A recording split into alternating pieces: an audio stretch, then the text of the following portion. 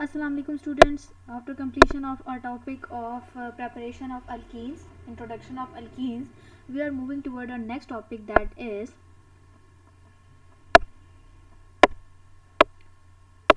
chemical and physical properties of alkenes.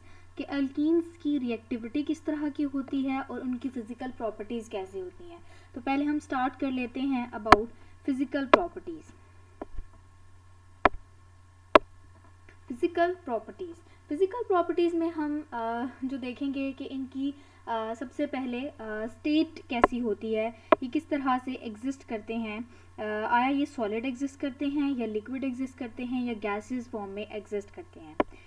तो state में इनका आ जाता है कि जो हमारे पास अल्कीन के फर्स्ट 4 मेंबर्स हैं, they exist in the form of gases. Like butene तक जो हमारे पास होंगे मेंबर्स, वो एग्जिस्ट करेंगे in the form of gases. फिर C5 से C15 तक लिक्विड फॉर्म में एग्जिस्ट करेंगे और C16 यानी कि जिसके लिए हम टर्म यूज़ करते हैं हेक्साडेकेन, इससे ऑनवर्ड जितने भी अल्कीन्स एग्जिस्ट करेंगी वो होंगी exist in the form of solid. इसके बाद अगली जो प्रॉपर्टी आती है दैट इज़ सॉल्युबिलिटी. इनकी सॉल्युबिलिटी कैसी होती है. आमतौर पर जितनी भी अल्कीन्स होती हैं, जितने भी हम हाइड्रोकार्बन स्टडी करते हैं, क्योंकि उनमें कोई भी इलेक्ट्रोनेगेटिव एलिमेंट नहीं होता, इलेक्ट्रोनेगेटिविटी डिफरेंस एग्जिस्ट नहीं करता, तो इनकी पोलैरिटी कम होती है. तो so they normally have polar properties. तो they are weakly polar. So हम इनको कहते हैं कि दे आर नॉन पोलर. तो और इनकी वीकली पोलर प्रॉपर्टीज़ होती हैं ड्यू टू sp2 हिब्रिडाइजेशन. अब हमें ये भी पता है कि जितने लाइक होते हैं पोलर में डिज़ोल्व होंगे, नॉन पोलर में डिज़ोल्व होंगे. तो जितने भी हमारे पास आ जाएंगे अल्कीन्स आ जाएंगी, they will be insoluble in water because of their week polar nature. Next जो प्रॉपर्टी आ जाती है after solubility, that is order. Order mean इनकी स्मेल किस तरह की होगी. तो ऑर्डर में इनका आता है ट्रेंड, जो आता है वो नॉर्मली आता है कि they are odourless, they have characteristic smell. इनकी स्मेल का कैरेक्टरिस्टिक स्मेल होती है. और साथ साथ इनकी अगर हम नॉर्मल प्रॉपर्टी देखें तो दे burn with luminous flame. Luminous flame का क्या मतलब होता है कि they have the shiny appearance of the flame. जब इनको बर्न करेंगे, जलेंगे, तो ये शाइनी अपीयरेंस देंगे. तो यहाँ पे हमारी फिजिकल प्रॉपर्टीज एंड हो जाती हैं, जिसमें हमने 3 तरह की प्रॉपर्टीज इनकी स्टडी कर दी. स्टेट के बारे में हमने पढ़ लिया, सॉल्युबिलिटी के बारे में पढ़ लिया, और ऑर्डर यानी इनकी स्मेल कैसी होती है. नेक्स्ट मूव करते हैं toward another topic, that is chemical properties. Chemical properties में हम देखते हैं कि इनकी रिएक्टिविटी कैसी होती है. तो यही जैसा कि आप देख रहे हो कि यहाँ पे हम पढ़ेंगे रिएक्टिविटी ऑफ अल्कीन किस तरह की होती है. तो रिएक्टिविटी को स्टडी करने से पहले आपको ये पता होना चाहिए कि आप सबसे पहले अपने माइंड में अल्केन को लाइए. अल्केन में हमने स्टडी किया था कि दे शो वीक रिएक्शंस.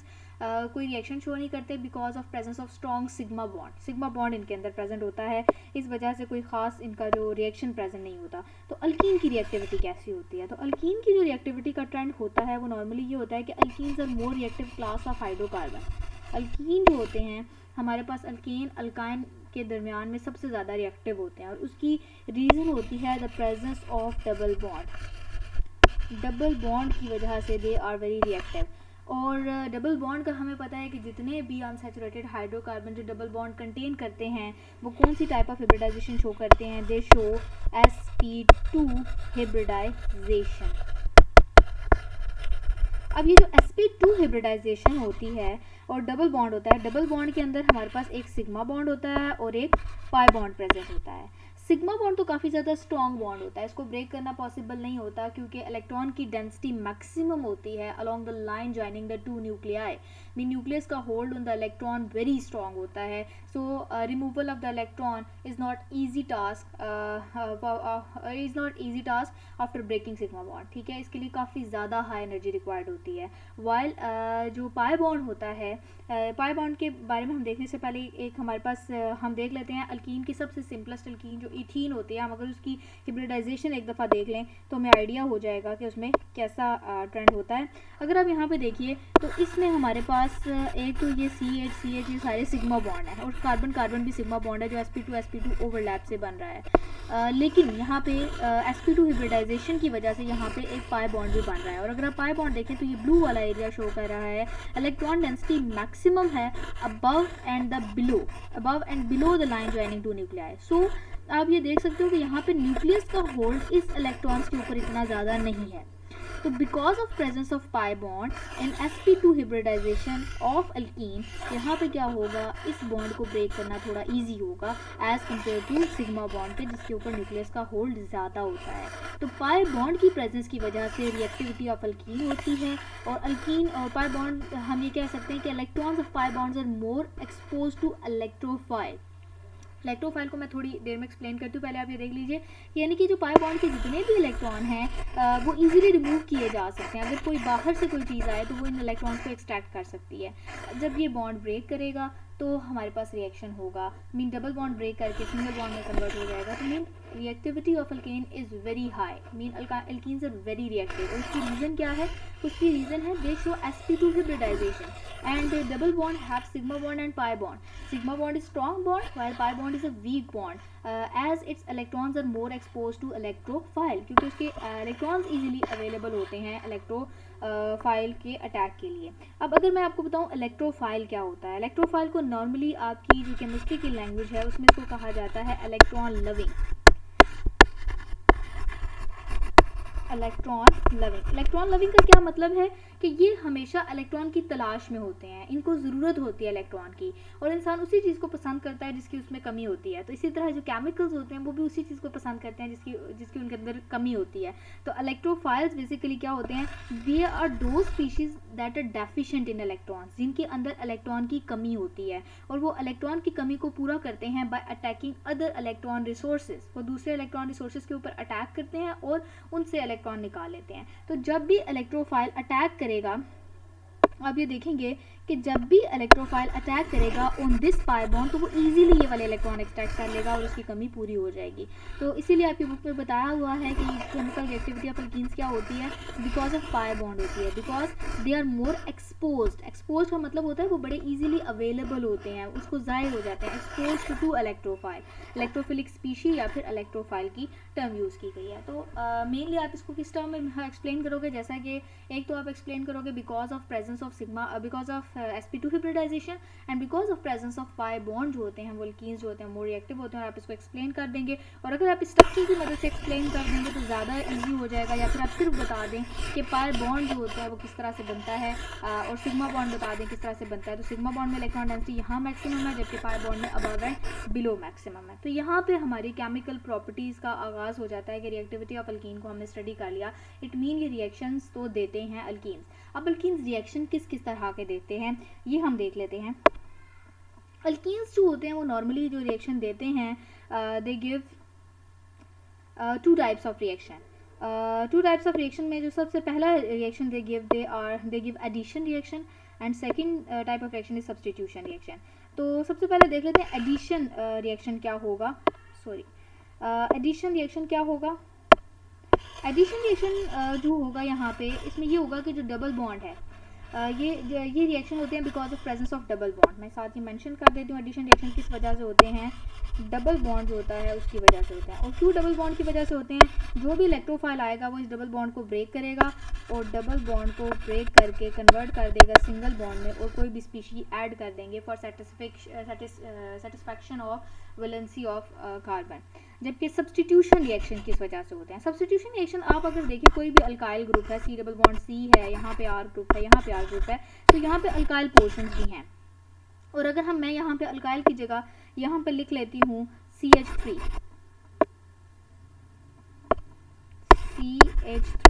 अब ये जो CH3 अगर इसको भी ओपन करके लिख देते तो CH2H, तो ये HB किसी और चीज़ से रिप्लेस हो सकती है, ये H रिप्लेस हो सकती है, Cl के साथ भी रिप्लेस हो सकती है, किसी भी ग्रुप की जगह यहाँ पे Cl भी आ सकता है। तो ये भी चेंज इन अल्कीन काज करेगा। तो ये जो सब्स्टिट्यूशन रिएक्शन होते हैं वो बिकॉज ऑफ प्रेजेंस ऑफ वो डबल बॉन्ड की वजह से नहीं होते, बल्कि अल्काइल ग्रुप जो प्रेजेंट होते हैं किसी भी अल्कीन के अंदर उसकी वजह से होते हैं आपके पास सब्स्टिट्यूशन रिएक्शन।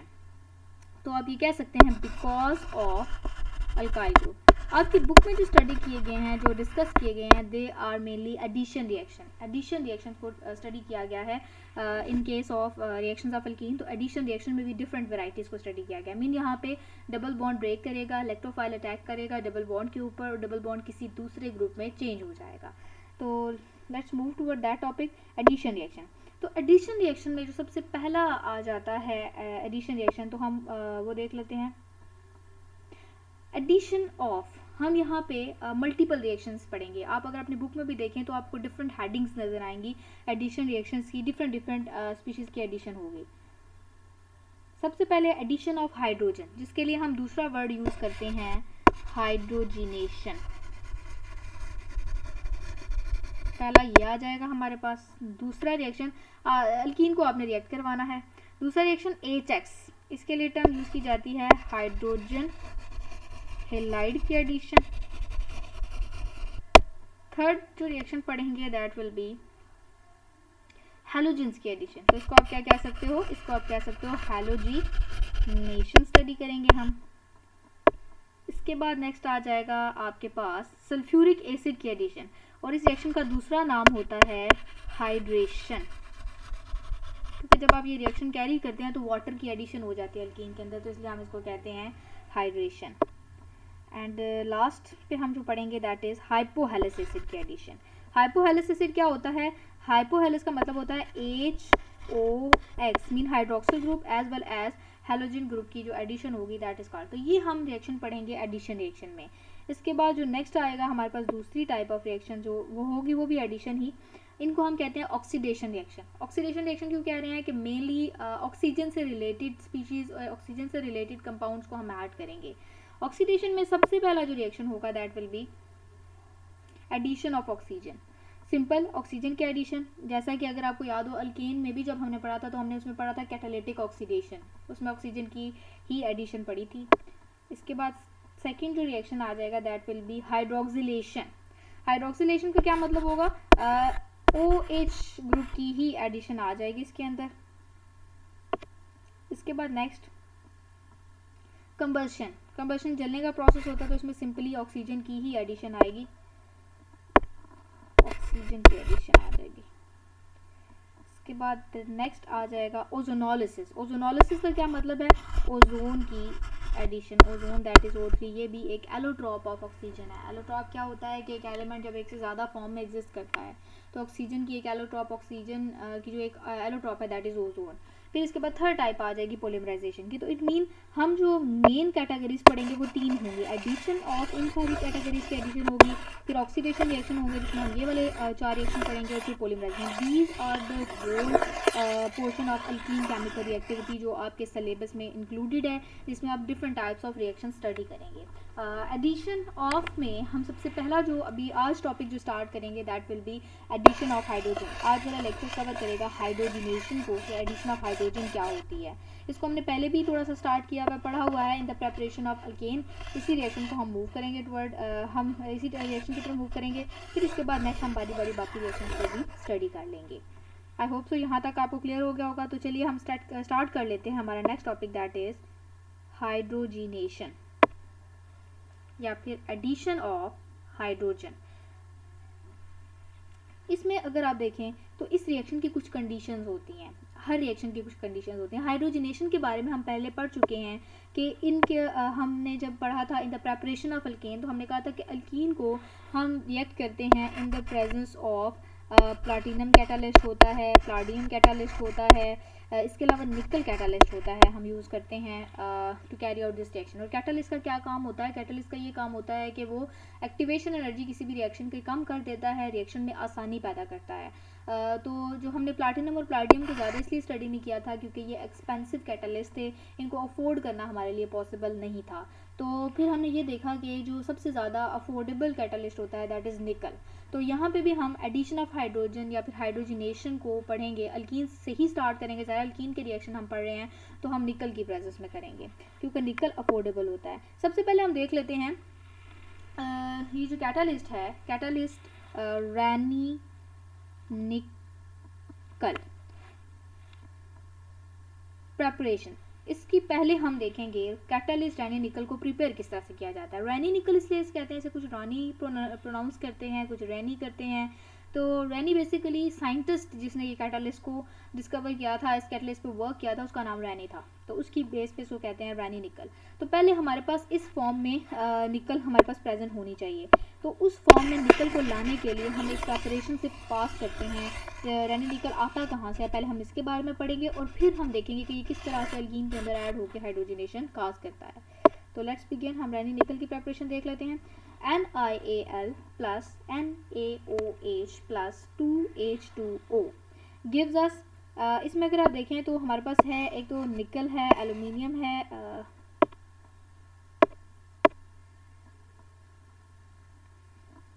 इस plus NaOH plus 2H2O gives us. ये रिएक्शन होता है, आई मीन जब भी हमारे पास एक निकल एल्यूमिनियम एलॉय होती है। एलॉय किसे कहते हैं? एलॉय कोई भी ऐसी चीज़ होती है जिसमें दो मेटल्स आपस में मिक्सअप हुई होती हैं, तो उसके लिए हम टर्म यूज़ करते हैं एलॉय की। तो ये एक एलॉय होती है, इसको रिएक्ट किया जाता है बेस के साथ, that is sodium hydroxide in the presence of water. होता यहाँ पे क्या है, इसमें ये होता है कि जो एल्यूमिनियम है, NaO है यहाँ से और O है, ये आपस में मिलते हैं और प्रोड्यूस कर देते हैं NaAlO2।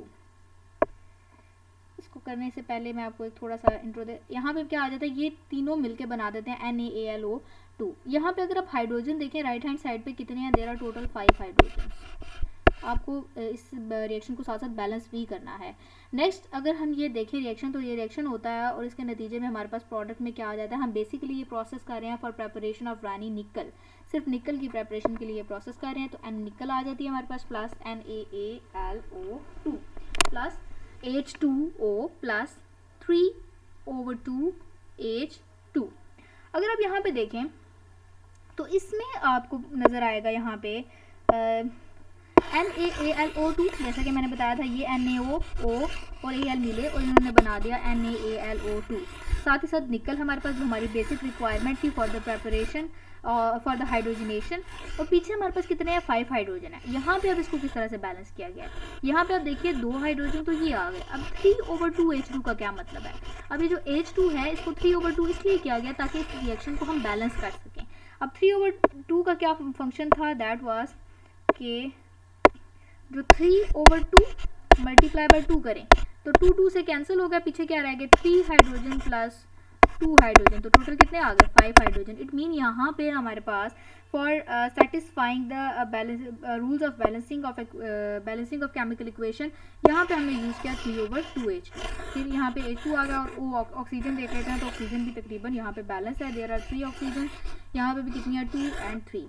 तो ये एक बैलेंस रिएक्शन है। बेसिकली हमने क्या किया, एक निकल एल्यूमिनियम एलॉय थी, उसको सोडियम हाइड्रोक्साइड के साथ रिएक्ट किया in the presence of water, तो हमारे पास निकल प्रिपेयर हो गया, साथ साथ NaAlO2 आ गया प्लस H2O प्लस 3/2H2। आई होप सो यहाँ तक आपको क्लियर हो गया होगा। इसके बाद हम मूव करते हैं, अब ये जो निकल आया है ये कैटालिस्ट यूज़ हो रहा है और इसको हम यूज़ कर रहे हैं for preparation of for hydrogenation of alkyne. हम किसी एक अल्कीन की एग्जांपल लेंगे और उससे स्टार्ट करेंगे। पहले आप देख लेंगे रिएक्शन होता कैसा है। होता रिएक्शन इस तरह से कि निकल जो होता है वो बेसिकली ये कैटालिस्ट होता है, इसकी सरफेस के ऊपर सारा रिएक्शन हो रहा होता है। इसकी सरफेस पे कैसे रिएक्शन हो रहा होता है, इसकी सरफेस के ऊपर सबसे पहले हाइड्रोजन अटैच हुए होते हैं और इसी की सरफेस के ऊपर अल्कीन अटैच हो जाते हैं, और अल्कीन जो होती है यहाँ पे सरफेस के ऊपर ही अपने हाइड्रोजन को ट्रांसफर करती है। तो बेसिकली निकल provide the surface for the reaction of alkyne या हाइड्रोजनेशन ऑफ अल्कीन। अब हम देख लेते हैं इसकी एडवांटेज के ये रिएक्शन किस तरह से हो रहा है। यहाँ हम एक एग्जांपल ले रहे हैं अल्कीन की ही, और जो अल्कीन हम यूज़ कर रहे हैं CH3 double bond CH2 plus H2 जो कि हाइड्रोजनेशन को शो कर रहा है। अल्कीन है 3 मिथाइल 1 ब्यूटीन, 3 मिथाइल 1 ब्यूटीन को यूज़ कर रहे हैं। यहाँ पे अगर आप देखें तो हम इसको थोड़ा सा आइडिया आपको क्लियर कर देती हूँ। इसको हम इसका नेम क्यों कर रहे हैं, पहले आप इसके नेम पे गौर कीजिए। इसका नाम है 3 मिथाइल 1 ब्यूटेन। क्या किया, यहाँ से नंबरिंग स्टार्ट की from the right side, 1 2 3 position पे मिथाइल ग्रुप अटैच है और 1 पोजीशन पे डबल बॉन्ड है, और टोटल नंबर ऑफ कार्बन कितनी है, दे आर 4 कार्बन के लिए आ गया ब्यूटीन 1 ब्यूटीन।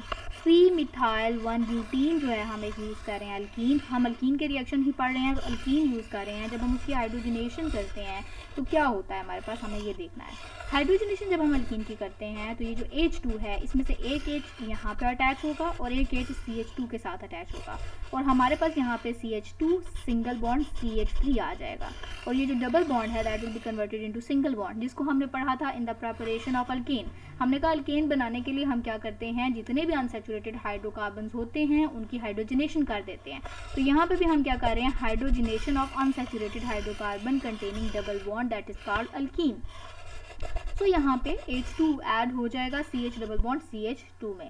लेट्स बिगिन कि gives us in the presence of निकल। आपने रिएक्शन की कंडीशन ज़रूर लिखनी है। रिएक्शन की कंडीशन अगर नहीं होगी तो आपके लिए उसको अंडरस्टैंड करना या फिर उसके लिए मार्क्स गेन करना आपके लिए आसान नहीं होगा। तो कंडीशन, टेम्परेचर कितना होगा, प्रेशर कितना होगा, कौन सा कैटलिस्ट यूज होगा, they are required to mention in the reaction.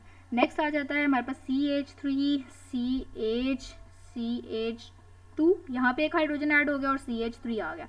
यहाँ पे थोड़ा सा आपको कन्फ्यूजन यहाँ पे ना हो, मैं आपको क्लियर कर दूँ। यहाँ पे यहाँ पे एक सिंगल बॉन्ड है, ये लाइन थोड़ी सी उधर मूव हो गई है। तो आप देख सकते हो यहाँ पे अगर आप देखें तो क्या हुआ, ये जो CH डबल बॉन्ड CH2 था ये सिंगल बॉन्ड में कन्वर्ट हो गया और बेसिकली H2 जो इलेक्ट्रोफिलिक इसने क्या किया, इसने इलेक्ट्रोफाइल ने अटैक किया इस डबल बॉन्ड पे, इधर से इलेक्ट्रॉन निकाले और अपनी डेफिशिएंसी को पूरा किया। यहाँ पे CH2 CH3 आ गया, तो इसे हम कहते हैं दैट इज कॉल्ड हाइड्रोजनेशन। अगला हमारे पास आता है नेक्स्ट टॉपिक दैट इज, एक और हम एग्जांपल स्टडी कर लेते हैं। एक और एग्जांपल जो हम स्टडी कर रहे हैं दैट इज बेंजीन। पहले हम बेंजीन को थोड़ा सा रिकॉल कर लेते हैं। बेंजीन एक ऐसा कंपाउंड था जो कंटेन कर रहा था हमारे पास double bond alternating with single bond. अगर आप इसका ओपन करके स्ट्रक्चर लिखें तो वो कुछ इस तरह से होगा, CH double bond CH single bond CH double bond CH single bond CH double bond CH। ये alternate single bond and double bond है, ये बेंजीन है। जब आप इसकी हाइड्रोजनेशन कराते हैं यानी आप इसमें हाइड्रोजन ऐड करते हैं तो आप देख रहे हो यहाँ पे एक डबल बॉन्ड नहीं, देयर आर 3 डबल बॉन्ड। तो 3 डबल बॉन्ड होने की वजह से हर डबल बॉन्ड में 2-2 हाइड्रोजन ऐड होंगी, 2 हाइड्रोजन यहाँ ऐड होंगी, 2 हाइड्रोजन यहाँ ऐड होंगी, 2 हाइड्रोजन यहाँ ऐड होंगी। तो जब हम बेंजीन की हाइड्रोजनेशन करते हैं तो बेंजीन की हाइड्रोजनेशन से हमारे पास एक कंपाउंड प्रोड्यूस हो जाता है दैट इज कॉल्ड साइक्लोहेक्सेन। अब वो किस तरह से होता है हम देख लेते हैं। प्लस 3H2 का क्या मतलब है, 3 डबल बॉन्ड है ना, एक डबल बॉन्ड के लिए एक molecule of hydrogen, 2 double bond के लिए 2 molecule of hydrogen and 3 double bond के लिए 3 मॉलिक्यूल ऑफ हाइड्रोजन आ जाएंगे। इसी रिएक्शन को हम करेंगे इन द प्रेजेंस ऑफ निकल। ये रिएक्शन गिव्स अस